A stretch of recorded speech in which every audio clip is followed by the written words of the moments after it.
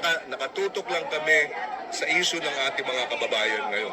Pagkain, mataas na presyo ng bilihin, palagay ko, at yung trabaho. Yan ang dapat nating total 90 days lang ito.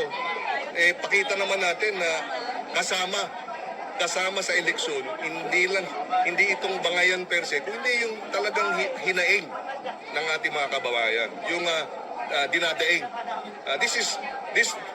This election is not about politicians per se. Diba? Hindi ito tungkol sa kandidatura namin per se. Ang eleksyon na ito ay tungkol sa taong bayan at daing nila na dapat tugunan ng mga ihahalal nila.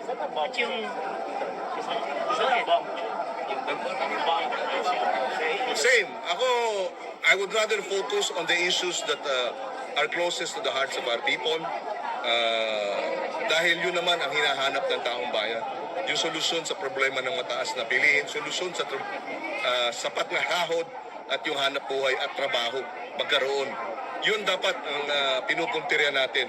Yung iba palagay ko, siyempre para lumabas sa dyaryo, pero let's focus on ano ang daing ng taong bayan at ano ang mga solusyon na pwede nating ipaabot sa kanila para sila'y mamili ng karapat-dapat.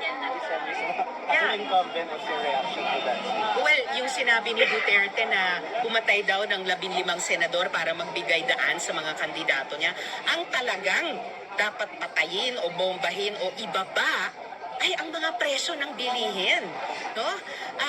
Walang ibang dapat pinaka-targetin sa eleksyong ito. Kaya ganyang kaimportante ibalik si Senador Kiko Pangilinan at Senador Bam Aquino sa Senado para doon pa lang sa totoong isyong iyan na totoong unity sa ating mga kababayan. Pagbaba ng presyo ng pagkain, pagtaas ng suporta sa agrikultura, mabigyang daan ang trabaho at mga polisiya ng tulad ni na Senador Kiko Pangilinan. Pero ano unang naging reaksyon niyo? Narinig yun?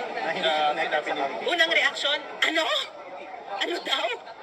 Ano pang magiging reaksyon ng mga tao na hirap na nga sa buhay, sa mga issue na tinatalakay ni na Sen Kiko at Sen Bam, tapos ang sagot ng isa dyan ay dagdag na karahasan. Talagang ewan ko lang sa kanila.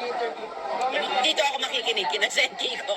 Comment lang po din sa pinapamadali ng ibang experts, pati na rin ng ibang lawmakers, yung Senate na mag-act doon sa impeachment trial ni Sara.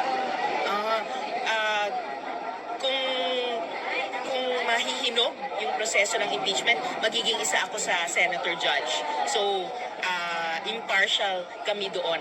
Ang sa amin lang na pinakamataas na prinsipyo ay sundin yung aming mandato na galing sa mamamayan. Some quarters are saying it should be an election. I'm sorry?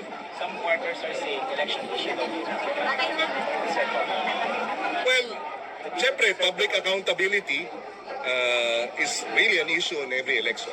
So, kasama yan, siyempre. Yung usapin ng accountability dahil nga dito sa mga paratang. No?